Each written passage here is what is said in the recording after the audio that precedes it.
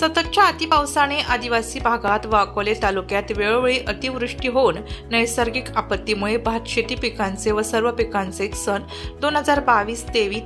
अतिवृष्टी अवकाळी पावसाने शेतकऱ्यांचे भात पिकांचे व आंतर पिकांचे अतोनात मोठ्या प्रमाणात नुकसान झाले असून शेतकरी आर्थिक संकटात सापडलाय। तहसीलदार कृषी अधिकारी यांना निवेदन देण्यात आले। यावेळी समाजसेवक अनंत बहादूर घाणे, माजी सरपंच तुकाराम खाडे, उपसभापती भरत घाणे आदी उपस्थित होते। सन 2022-23 पासून भात पीक विमासह सर्व पिकांचे माजी आमदार वैभव पिचड यांनी पाठपुरावा करून तालुक्यातील शेतकऱ्यांना 48,66 लाख रुपयांचा विमा मंजूर झाला आहे। करिता सततचा पाठपुरावा माजी आमदार वैभव पिचड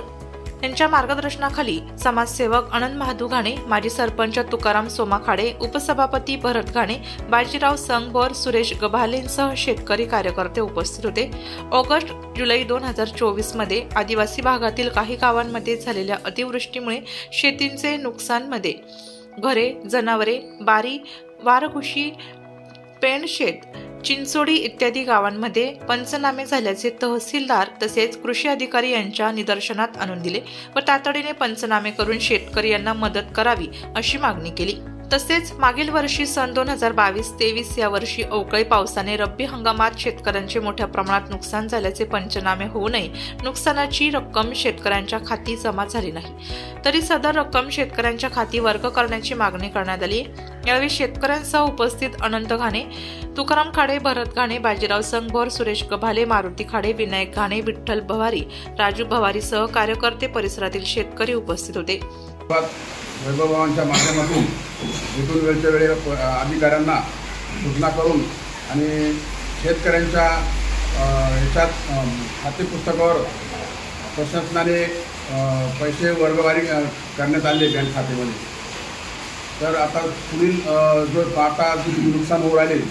सन 2023-24 या संदर्भात वेळोवेळी आमचे कार्यकर्ते प्रशासनाला भेटून त्यांच्याशी चर्चा करून या संदर्भात पीक विम्याच्या संदर्भात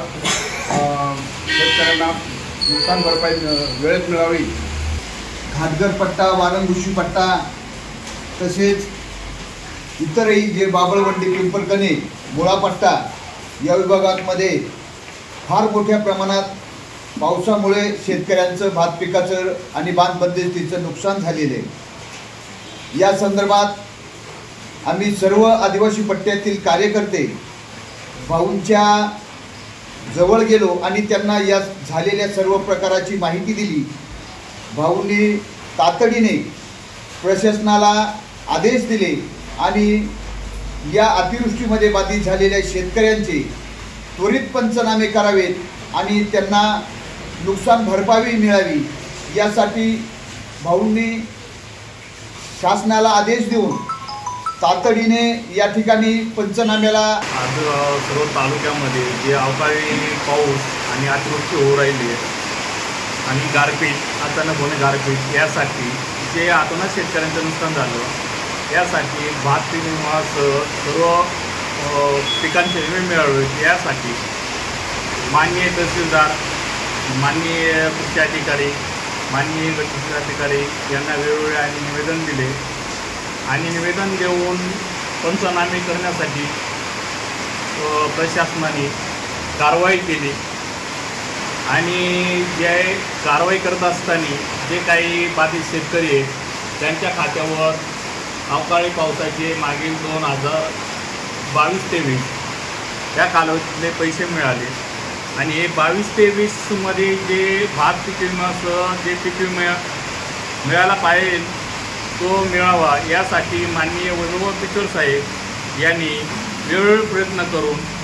सन 2023-24 मध्ये जे भात पीक विमासह पीक विमा मंजूर झाला एकूण 48,66 लाख आज तालुक्याला विमा प्राप्त झाला। हे फक्त माननीय वैभव पिचड साहेब यांच्या माध्यमातून शासन स्तरावर प्रयत्न करून हा पीक विमा मंजूर झाला। यामध्ये भात पीक विमा, बाजरी, ज्वारी आणि सोयाबीन या पिकांसाठी जे आज तालुका कृषी अधिकारी साळे साहेब अनेक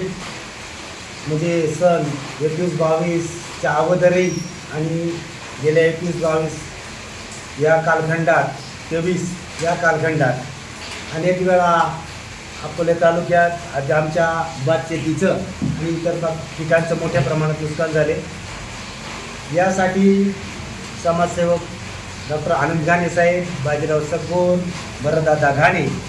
सुरेश गाभाले, इतर सर्व शेतकरी। नाशिक लोकशाही न्यूज ब्युरो रिपोर्ट, नाशिक।